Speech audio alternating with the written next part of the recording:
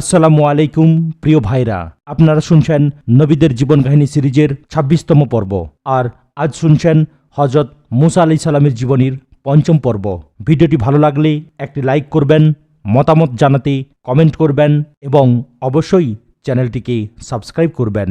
গোবৎস পূজার শাস্তি।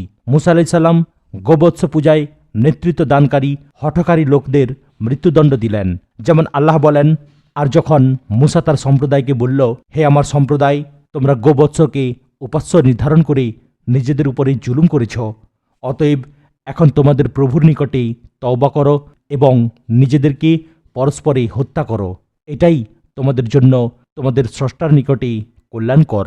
সূরা বাকারাহ আয়াত নম্বর ৫৪। এভাবে তাদের কিছু লোককে হত্যা করা হয়, কিছু লোক ক্ষমাপ্রাপ্ত হয়। তুর পাহাড় তুলে ধরা হলো। এরপরেও কপট বিশ্বাসী ও হঠকারী কিছু লোক থাকে যারা তাওরাতকে মানতে অস্বীকার করে।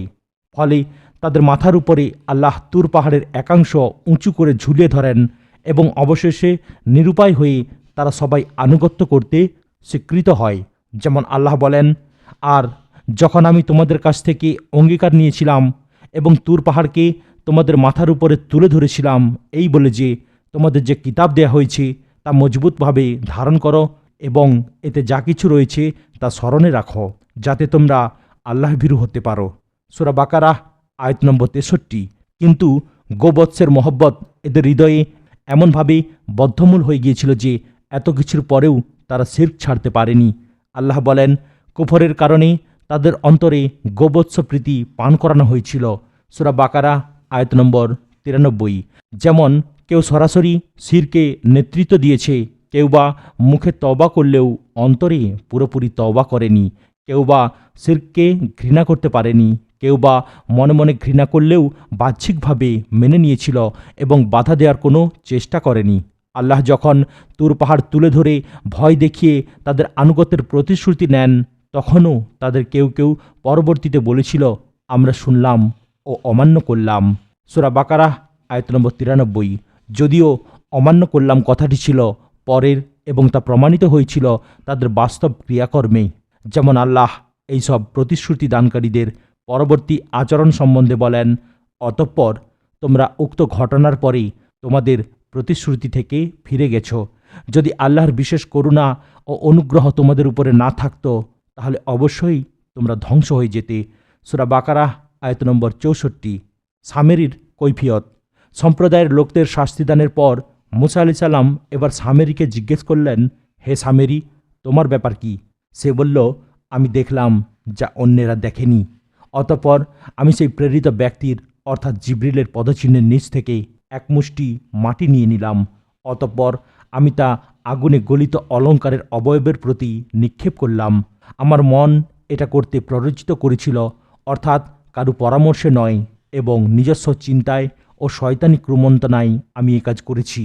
মুসা বললেন, দূর হ, তোর জন্য সারা জীবন এই শাস্তি রইল যে তুই বলবি আমাকে কেউ স্পর্শ করো না, এবং তোর জন্য আখিরাতে একটা নির্দিষ্ট ওয়াদা রয়েছে, অর্থাৎ জাহান্নাম, যার ব্যতিক্রম হবে না। এক্ষণেই তুই তোর সেই ইলাহের প্রতি লক্ষ্য কর যাকে তুই সর্বদা পূজা দিয়ে ঘিরে থাকতিস।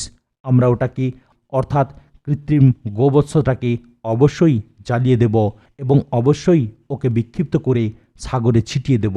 আয়াত নম্বর ৯৫ থেকে ৯৭। সামেরী ও তার শাস্তি। পারস্য অথবা ভারতবর্ষের অধিবাসী সামেরী গোপূজারী সম্প্রদায়ের লোক ছিল। পরে মিশরে পৌঁছে সে মুসা আলাইহিস সালামের উপরে বিশ্বাস স্থাপন করে। অত্যন্ত চতুর এই ব্যক্তিটি পরে কপট বিশ্বাসী ও মুনাফিক হয়ে যায়, কিন্তু বাইরে তা প্রকাশ না পাওয়ায় সে বনু ইসরায়েলদের সাথে সাগর পার হওয়ার সুযোগ পায়। মুসা আলাইহিস সালামের বিপুল নাম যশ ও অলৌকিক ক্ষমতায় সে তার প্রতি মনে মনে ঈর্ষাপরায়ণ ছিল। মুসার সান্নিধ্য ও নিজস্ব সূক্ষ্মদর্শিতার কারণে সে জিব্রাইল ফেরেশতা সম্পর্কে আগ্রহী হয়ে ওঠে। সেই আগ্রহের কারণেই সাগর পার হওয়ার সময় সে জিব্রিলকে চিনতে পারে ও তার ঘোড়ার পদচিহ্নের মাটি সংগ্রহ করে। তার ধারণা ছিল যে মুসার যাবতীয় ক্ষমতার উৎস হল এই ফেরেশতা, অতএব তার স্পর্শিত মাটি দিয়ে সেও এখন মুসার ন্যায় অলৌকিক ক্ষমতার অধিকারী হবে। মুসা আলাইহিস সালাম সামেরীর জন্য পার্থিব জীবনে এই শাস্তি নির্ধারণ করেন যে সবাই তাকে বর্জন করবে এবং কেউ তার কাছে ঘেঁষবে না। তিনি তাকেও নির্দেশ দেন যে সে কারো গায়ে হাত লাগাবে না। সারা জীবন এভাবেই সে বন্য জন্তুর ন্যায় সবার কাছ থেকে আলাদা থাকবে। এটাও সম্ভবপর যে পার্থিব আইনগত শাস্তির ঊর্ধ্বে খোদ তার সত্তায় আল্লাহর হুকুমে এমন বিষয় সৃষ্টি হয়েছিল যদ্দরুন সে নিজেকেও অন্যকে স্পর্শ করতে পারত না এবং অন্যরাও তাকে স্পর্শ করতে পারত না। যেমন এক বর্ণনায় এসেছে যে মুসা আলাইহিস সালামের বদদোয়ায় তার মধ্যে এমন অবস্থার সৃষ্টি হয়েছিল যে সে কাউকে হাত লাগালে বা কেউ তাকে হাত লাগালে উভয়েই জ্বরাক্রান্ত হয়ে যেত। কুরতুবী সূরা তোয়াহা আয়াত নম্বর 95। এই ভয়ে সে সবার কাছ থেকে আলাদা হয়ে উদ্ভ্রান্তের মতো ঘোরাফেরা করত। কাউকে নিকটে আসতে দেখলেই সে চিৎকার করে বলে উঠত, আমাকে কেউ স্পর্শ করো না। বস্তুত মৃত্যুদণ্ডের চাইতে এটিই ছিল কঠিন শাস্তি, যা দেখে অপরের শিক্ষা হয়। বলা বাহুল্য, আজও ভারতবর্ষের হিন্দুদের মধ্যে গোমাতার পূজা অব্যাহত রয়েছে। যদিও উদারমনা উচ্চশিক্ষিত হিন্দুগণ ক্রমেই এই অলীক বিশ্বাস থেকে বেরিয়ে আসছেন এবং গাভীকে দেবী নয় বরং মানুষের ব্যবহারযোগ্য ও খাদ্যযোগ্য প্রাণী হিসাবে বিশ্বাস করেন। কুরতুবী বলেন, এর মধ্যে দলিল রয়েছে এ বিষয়ে যে বিদাতি ও পাপাচারী ব্যক্তি থেকে দূরে থাকা জরুরি। তাদের সঙ্গে কোনরূপ মেলামেশা ও আদান প্রদান না করাই কর্তব্য। যেমন আচরণ শেষ নবী মুহাম্মদ সাল্লাল্লাহু আলাইহি ওয়াসাল্লাম জিহাদ থেকে পিছু হটা মদিনার ৩ জন ধনী লোকের সাথে তাদের তওবা কবুলের আগ পর্যন্ত করেছিলেন। কুরতুবী ৩, আল্লাহকে স্বচক্ষে দেখার জিদ ও তার পরিণতি। মুসা আলাইহিস সালাম তুর পাহাড়ের তওরাত প্রাপ্ত হয়ে বনু ইসরায়েলের কাছে ফিরে এসে তা পেশ করলেন এবং বললেন যে এটা আল্লাহ প্রদত্ত কিতাব, তোমরা এর অনুসরণ করো। তখন কিছু সংখ্যক উদ্ধত লোক বলে উঠল, যদি আল্লাহ স্বয়ং আমাদের বলে দেন যে এটি তাঁর প্রদত্ত কিতাব, তাহলেই কেবল আমরা বিশ্বাস করব, নইলে নয়। হতে পারে তুমি সেখানে 40 দিন বসে বসে এটা নিজে লিখে এনেছ। তখন মুসা আলাইহিস সালাম আল্লাহর অনুমতিক্রমে তাদেরকে তাঁর সাথে তুর পাহাড়ে যেতে বললেন। বনু ইসরায়েলরা তাদের মধ্যে বাছাই করা 70 জনকে মনোনীত করে মুসা আলাইহিস সালামের সাথে তুর পাহাড়ে প্রেরণ করল। সেখানে পৌঁছে তারা আল্লাহর বাণী সকর্ণে শুনতে পেল। এরপরেও তাদের অবাধ্য মন শান্ত হল না। শয়তানি ধোঁকায় পড়ে তারা নতুন এক অজুহাত তুলে বলল, এগুলো আল্লাহর কথা না অন্য কারু কথা, আমরা বুঝব কিভাবে? অতএব যতক্ষণ আমরা তাকে সশরীরে প্রকাশ্যে আমাদের সম্মুখে না দেখব ততক্ষণ আমরা বিশ্বাস করব না যে এসব আল্লাহর বাণী। কিন্তু যেহেতু এ পার্থিব জগতে চর্মচক্ষুতে আল্লাহকে দেখার ক্ষমতা কারু নেই, তাই তাদের এই চরম ধৃষ্টতার জবাবে আসমান থেকে ভীষণ এক নিনাদ এলো, যাতে সব নেতাগুলোই চোখের পলকে অক্কা পেল। অকস্মাৎ এমন ঘটনায় মুসা আলাইহিস সালাম বিস্মিত ও ভীতবিহ্বল হয়ে পড়লেন। তিনি প্রার্থনা করে বললেন, হে আল্লাহ, এমনিতেই ওরা হঠকারী। এরপরে এদের এই মৃত্যুতে লোকেরা আমাকেই দায়ী করবে, কেননা মূল ঘটনার সাক্ষী কেউ থাকলো না আমি ছাড়া। অতএব হে আল্লাহ, ওদেরকে পুনর্জীবন দান করো, যাতে আমি দায়মুক্ত হতে পারি এবং ওরাও গিয়ে সাক্ষ্য দিতে পারে। আল্লাহ মুসা আলাইহিস সালামের দোয়া কবুল করলেন এবং ওদের জীবিত করলেন। এ ঘটনা আল্লাহ বর্ণনা করেন এভাবে, আর যখন তোমরা বললে, হে মুসা, কখনোই আমরা তোমাকে বিশ্বাস করব না যতক্ষণ না আমরা আল্লাহকে প্রকাশ্যে দেখতে পাব, তখন তোমাদেরকে পাকড়াও করল এক ভীষণ নিনাদ বজ্রপাত, যা তোমাদের চোখের সামনেই ঘটেছিল। অতঃপর তোমাদের মৃত্যুর পর আমরা তোমাদেরকে পুনর্জীবিত করলাম, যাতে তোমরা কৃতজ্ঞতা স্বীকার করো। 4. বাইতুল মুকাদ্দাস অভিযানের নির্দেশ। সাগরডুবি থেকে মুক্তি পাবার পর হতে সিনাই উপত্যকা পেরিয়ে তুর পাহাড়ে পৌঁছা পর্যন্ত সময়কালে মূর্তি পূজার আবদার, গোবৎস পূজা ও তার শাস্তি, তওরাত লাভ ও তা মানতে অস্বীকার এবং তুর পাহাড়ে উঠিয়ে ভয় প্রদর্শন, আল্লাহকে স্বচক্ষে দেখার জিদ ও তার পরিণতি প্রভৃতি ঘটনাসমূহের পর এবার তাদের মূল গন্তব্যে যাত্রার জন্য আদেশ করা হলো। অবাধ্য জাতিকে তাদের আদি বাসস্থানে রওয়ানার প্রাক্কালে মুসা আলাইহিস সালাম তাদেরকে দূরদর্শিতাপূর্ণ উপদেশবাণী শোনান এবং যে কোনো বাধা সাহসের সাথে অতিক্রম করার ব্যাপারে উৎসাহিত করেন। সাথে সাথে তিনি তাদেরকে বিগত দিনে আল্লাহর অলৌকিক সাহায্য লাভের কথা স্মরণ করিয়ে দিয়ে অভয়বাণী শোনান। যেমন আল্লাহর ভাষায়, আর যখন মুসা স্বীয় সম্প্রদায়কে বলল, হে আমার সম্প্রদায়, তোমাদের প্রতি আল্লাহর অনুগ্রহ রাজি স্মরণ করো, যখন তিনি তোমাদের মধ্যে নবীগণকে সৃষ্টি করেছেন, তোমাদেরকে রাজ্যাধিপতি বানিয়েছেন এবং তোমাদেরকে এমন সব বস্তু দিয়েছেন যা বিশ্বজগতের কাউকে দেননি। হে আমার সম্প্রদায়, পবিত্র ভূমিতে অর্থাৎ বাইতুল মুকাদ্দাস শহরে প্রবেশ করো, যা আল্লাহ তোমাদের জন্য নির্ধারিত করে দিয়েছেন, আর তোমরা পশ্চাৎ দিকে প্রত্যাবর্তন করবে না, এতে তোমরা ক্ষতিগ্রস্ত হবে। সূরা মায়দাহ আয়াত নম্বর 20 এবং 21। পবিত্র ভূমির পরিচিতি। বিভিন্ন রেওয়ায়াত অনুযায়ী বাইতুল মুকাদ্দাস সহ সমগ্র শাম অর্থাৎ সিরিয়া অঞ্চল পবিত্র ভূমির অন্তর্গত। আমাদের রাসূল সাল্লাল্লাহু আলাইহি সাল্লাম কর্তৃক শাম পবিত্র ভূমি হওয়ার বিষয়ে বর্ণিত হয়েছে। আবহাওয়াগত দিক দিয়ে সিরিয়া প্রাচীনকাল থেকেই শস্য শ্যামল এবং ব্যবসা বাণিজ্যে সমৃদ্ধ এলাকা হিসাবে খ্যাত। জাহেলি যুগে মক্কার ব্যবসায়ীগণ নিয়মিতভাবে ইয়ামন ও সিরিয়ায় যথাক্রমে শীতকালে ও গ্রীষ্মকালে ব্যবসায়িক সফরে অভ্যস্ত ছিল। বলা চলে যে এই দুটি সফরের উপরেই মক্কাবাসীদের জীবিকা নির্ভর করত। সূরা কুরাইশে এ বিষয়ে উল্লেখিত হয়েছে। আল্লাহ সূরা বনু ইসরাঈলের প্রথম আয়াতে এই এলাকাকে বরকতময় এলাকা বলে অভিহিত করেছেন। এর বরকতসমূহ ছিল দ্বিবিধ, ধর্মীয় ও পার্থিব।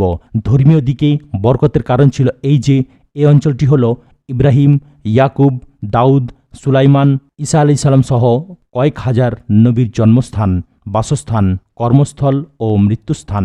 মুসা আলাইহিস সালামের জন্ম মিসরে হলেও তাঁর মৃত্যু হয় এখানে এবং তাঁর কবর হল বাইতুল মুকাদ্দাসের উপকণ্ঠে। নিকটবর্তী তিহ প্রান্তরে মুসা, হারুন, ইউসা প্রমুখ নবী বহু বৎসর ধরে তাওহীদের প্রচার ও প্রসার ঘটিয়েছেন। তাঁদের প্রচারের ফল অন্তত এটুকু ছিল এবং এখনও আছে যে আরব উপদ্বীপে কোনো নাস্তিক বা কাফির নেই।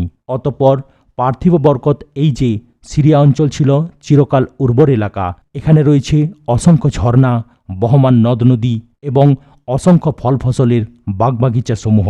বিভিন্ন সুমিষ্ট ফল উৎপাদনের ক্ষেত্রে এই অঞ্চলটি সমগ্র মধ্যপ্রাচ্যে বলা যায় অতুলনীয়। একটি হাদিসে এসেছে, দাজ্জাল সমগ্র পৃথিবীতে বিচরণ করবে কিন্তু 4টি মসজিদে পৌঁছতে পারবে না: বাইতুল্লাহ, মসজিদে নববী, বাইতুল মুকাদ্দাস ও মসজিদে তুর। মুসা আলাইহিস সালামের আগমনকালে বাইতুল মুকাদ্দাস সহ সমগ্র শাম এলাকা আমালেক্কা সম্প্রদায়ের অধীনস্থ ছিল। তারা ছিল কওমে আদের একটি শাখা গোত্র। দৈহিক দিক দিয়ে তারা ছিল অত্যন্ত সুঠাম, বলিষ্ঠ ও ভয়াবহ আকৃতি বিশিষ্ট। তাদের সাথে যুদ্ধ করে বাইতুল মুকাদ্দাস অধিকার করার নির্দেশ মুসা আলাইহিস সালাম ও তাঁর সম্প্রদায়কে আল্লাহ দিয়েছিলেন। হযরত ইয়াকুব আলাইহিস সালামের মিসরে হিজরতের পর কেনান সহ শাম এলাকা আমালেক্কাদের অধীনস্থ হয়। আয়াতে বর্ণিত রাজ্যাধিপতি বানিয়েছেন বাক্যটি ভবিষ্যৎবাণী হতে পারে, যার সম্পর্কে মুসা আলাইহিস সালাম আল্লাহর নিকট থেকে নিশ্চিত ওয়াদা পেয়েছিলেন। তবে শর্ত ছিল যে তারা জিহাদ করে কেনান দখল করবে, অর্থাৎ আল্লাহর উপরে ভরসা করে জিহাদে অগ্রসর হলে তারা অবশ্যই জয়লাভ করবে, যেভাবে ফেরাউনের বিরুদ্ধে তারা অলৌকিক বিজয় অর্জন করেছিল মাত্র কিছুদিন পূর্বে।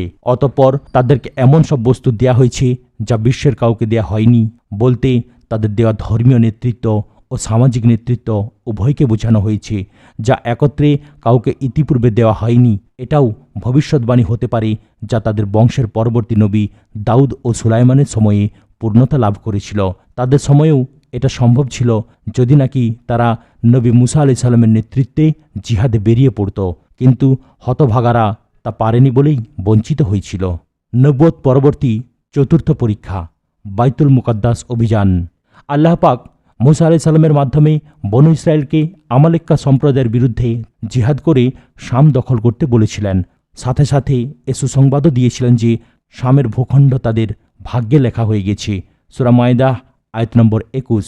কাজেই তোমাদের বিজয় সুনিশ্চিত। কিন্তু এইসব বিলাসী কাপুরুষেরা আল্লাহর কথায় দৃঢ় বিশ্বাস আনতে পারেনি। মুসা আলাইহিস সালাম আল্লাহর নির্দেশ পালনের জন্য বনু ইসরায়েলকে সাথে নিয়ে মিসর থেকে শাম অভিমুখে রওনা হলেন। যথাসময়ে তারা জর্দান নদী পার হয়ে আরিহা পৌঁছে শিবির স্থাপন করলেন। এটি ছিল পৃথিবীর প্রাচীনতম মহানগরীসমূহের অন্যতম, যা জর্দান নদী ও বাইতুল মুকাদ্দাসের মধ্যবর্তী স্থানে অবস্থিত, যা আজও স্বনামে বিদ্যমান রয়েছে। মুসা আলাইহিস সালামের সময়ে এ শহরের অত্যাশ্চর্য জাঁকজমক ও বিস্তৃতি ইতিহাসে বর্ণিত হয়েছে। শিবির স্থাপনের পর মুসা আলাইহিস সালাম বিপক্ষ দলের অবস্থা ও অবস্থান পর্যবেক্ষণের জন্য 12 জন সর্দারকে প্রেরণ করলেন, যারা ছিলেন হযরত ইয়াকুব আলাইহিস সালামের 12 পুত্রের বংশধরগণের 12 জন প্রতিনিধি, যাদেরকে তিনি আগেই নির্বাচন করেছিলেন স্ব স্ব গোত্রের লোকদের দেখাশোনার জন্য। সূরা মায়দাহ আয়াত নম্বর 12। তারা রওনা হবার পর বাইতুল মুকাদ্দাস শহরের উপকণ্ঠে পৌঁছলে বিপক্ষ দলের বিশালদেহী বিকট চেহারার একজন লোকের সঙ্গে সাক্ষাৎ হয়। ইসরায়েলি রেওয়ায়তসমূহে লোকটির নাম আউজ ইবনে অনুক বলা হয়েছে এবং তার আকার আকৃতি, শক্তি, সাহসের অতিরঞ্জিত বর্ণনাসমূহ উদ্ধৃত হয়েছে। ইবনু কাসির, যাই হোক, উক্ত ব্যক্তি একাই বনু ইসরায়েলের এই 12 জন সর্দারকে পাকড়াও করে তাদের বাদশাহর কাছে নিয়ে গেল এবং অভিযোগ করল যে এই লোকগুলি আমাদের বিরুদ্ধে যুদ্ধ করার মতলব নিয়ে এসেছে। বাদশাহ তার নিকটতম লোকদের সাথে পরামর্শের পর এদের ছেড়ে দেবার সিদ্ধান্ত নেন এই উদ্দেশ্যে যে এরা গিয়ে তাদের নেতাকে আমালিকাদের জাঁকজমক ও শৌর্যবীর্যের সচক্ষে দেখা কাহিনী বর্ণনা করবে। তাতে ওরা ভয়ে এমনিতেই পিছিয়ে যাবে। পরবর্তীতে দেখা গেল যে বাদশাহর ধারণাই সত্যে পরিণত হয়েছিল। এই ভীত কাপুরুষ সর্দাররা জিহাদ দূরে থাক, ওদিকে তাকানোর হিম্মতও হারিয়ে ফেলেছিল। বনু ইসরায়েলের 12 জন সর্দার আমালিকাদের হাত থেকে মুক্ত হয়ে স্বজাতির কাছে ফিরে এলো এবং আমালিকাদের বিস্ময়কর উন্নতি ও অবিশ্বাস্য শক্তি সামর্থ্যের কথা মুসা আলাইসাল্লামের নিকটে বর্ণনা করল। কিন্তু মুসা আলাইসাল্লাম এতে মোটেই ভীত হননি, কারণ তিনি আগেই ওহীপ্রাপ্ত হয়েছিলেন এবং বিজয় সম্পর্কে নিশ্চিত ছিলেন। সে মতে তিনি গোত্র নেতাদের যুদ্ধ প্রস্তুতি গ্রহণের নির্দেশ দিলেন এবং আমালিকাদের শৌর্যবীর্যের কথা অন্যের কাছে প্রকাশ করতে নিষেধ করলেন।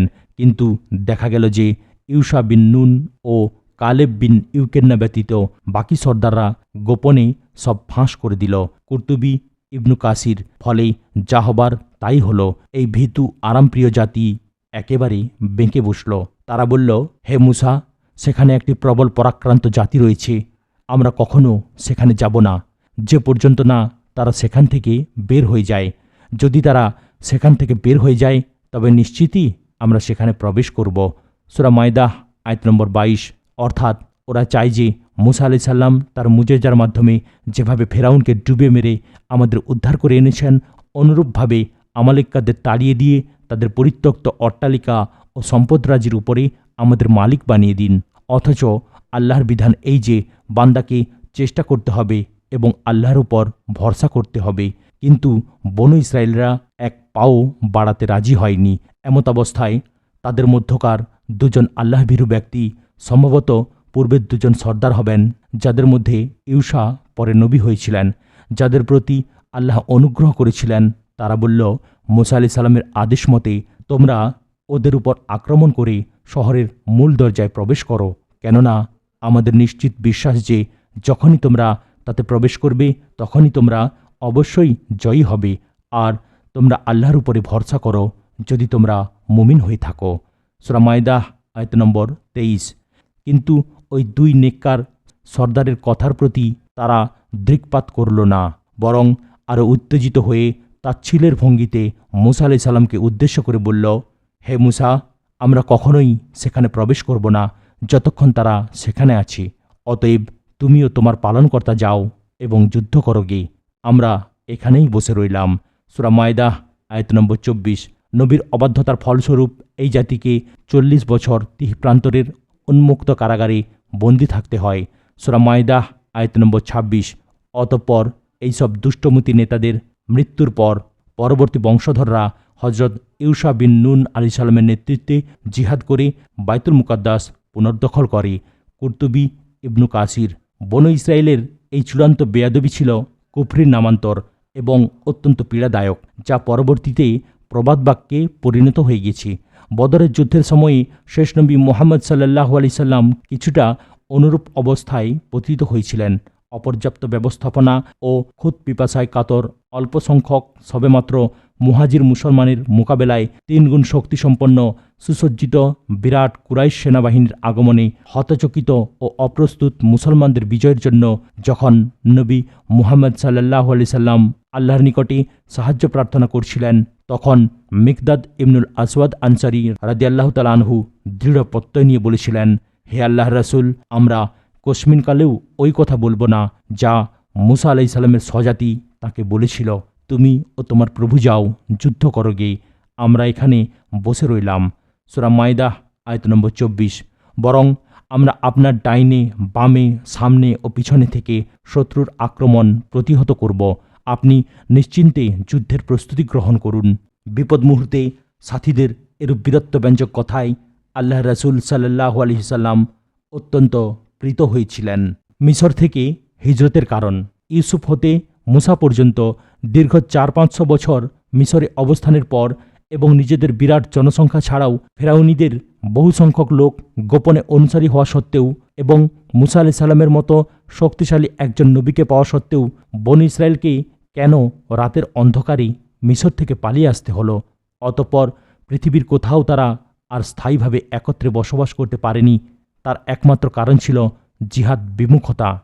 এই বিলাসী, ভীরু ও কাপুরুষের দল ফেরাউন ও তার দলবলের ভয়ে এতই ভীত ছিল যে তাদের নিষ্ঠুরতম নির্যাতনের বিরুদ্ধে টু শব্দটি করত না, বরং মুসা আলাইহিস সালামের কাছে পাল্টা অভিযোগ তুলত যে তোমার কারণেই আমরা বিপদে পড়ে গেছি। যেমন সূরা আরাফ 129 নম্বর আয়াতে এ বিষয়ে স্পষ্ট ইঙ্গিত রয়েছে। অথচ ওই সময় মিশরে মুসলমানের সংখ্যা মোট জনসংখ্যার 10-20% ছিল। মিশর থেকে বেরিয়ে বাইতুল মুকাদ্দাস নগরী দখলের জন্যও তাদেরকে যখন জিহাদের হুকুম দেয়া হলো তখন তারা একইভাবে পিছুটান দিল, যার পরিণতি তারা সেদিনের ন্যায় আজও ভোগ করে আসছে। বস্তুত বিলাসী জাতি ভীরু হয় এবং জিহাদ বিমুখ জাতি কখনোই কোথাও মাথা উঁচু করে দাঁড়াতে পারে না। শিক্ষণীয় বিষয়, মুসা আলাইহিস সালামের জীবনের এই শেষ পরীক্ষায় দৃশ্যত তিনি ব্যর্থ হয়েছিলেন বলে অনুমতি হলেও প্রকৃত অর্থে তিনি ব্যর্থ হননি, বরং তিনি সকল যুগের ঈমানদারগণকে জানিয়ে গেছেন যে কেবল মুজেজা বা কারামত দিয়ে দিন বিজয়ী হয় না, তার জন্য প্রয়োজন আল্লাহর উপরে দৃঢ় বিশ্বাসী একদল মুমিনের সংঘবদ্ধ প্রচেষ্টা। আর এটাই হলো জিহাদ। 40 বছর পর যখন তারা পুনরায় জিহাদে নামল তখনই তারা বিজয়ী হলো। যুগে যুগে এটাই সত্য হয়েছে। বালআম বা উরার ঘটনা। ফিলিস্তিন দখলকারী জাব্বারিন তথা আমালেক্কা সম্প্রদায়ের শক্তিশালী নেতারা মুসা আলাইহিস সালাম প্রেরিত 12 জন প্রতিনিধিকে ফেরত পাঠিয়ে নিশ্চিন্ত থাকতে পারেনি, কারণ তারা মুসা আলাইহিস সালামের মুজেজার কারণে ফেরাউনের সসৈন্যে সাগরডুবির খবর আগেই জেনেছিল। অতএব মুসা আলাইহিস সালামের বাইতুল মুকাদ্দাস অভিযান বন্ধ করার জন্য তারা বাঁকা পথ তালাশ করল। তারা অত্যন্ত গোপনে বনু ইসরায়েলের ওই সময়কার একজন নামকরা সাধক ও দরবেশ আলেম বালআম ইবনে বাউরার কাছে বহু মূল্যবান উপঢৌকনাদি সহ লোক পাঠালো। বালআম তার স্ত্রীর অনুরোধে তা গ্রহণ করল। অতঃপর তার নিকটে আসল কথা পাড়া হলো যে কিভাবে আমরা মুসার অভিযান ঠেকাতে পারি। আপনি পথ বাতলে দিলে আমরা আরও মহামূল্যবান উপঢৌকনাদি আপনাকে প্রদান করব। বালআম উঁচু দরের আলেম ছিল, যে সম্পর্কে তার নাম না নিয়েই আল্লাহ বলেন, আপনি তাদেরকে শুনিয়ে দিন সেই লোকটির অবস্থা যাকে আমরা আমাদের নিদর্শনসমূহ দান করেছিলাম, অথচ সে তা পরিত্যাগ করে বেরিয়ে গেল আর তার পিছনে লাগল শয়তান, ফলে সে পথভ্রষ্টদের অন্তর্ভুক্ত হয়ে গেল। সূরা আরাফ আয়াত নম্বর 175। কথিত আছে যে বালআম ইসমে আজম জানত, সে যা দোয়া করত তা সাথে সাথে কবুল হয়ে যেত। আমালেক্কাদের অনুরোধ ও পীড়াপিড়িতে সে অবশেষে মুসার বিরুদ্ধে দোয়া করল, কিন্তু তার জিহ্বা দিয়ে উল্টা দোয়া বের হতে লাগলো, যা আমালেক্কাদের বিরুদ্ধে যেতে লাগলো। তখন সে দোয়া বন্ধ করল, কিন্তু অন্য এক পৈশাচিক রাস্তা সে তাদের বাতলে দিল।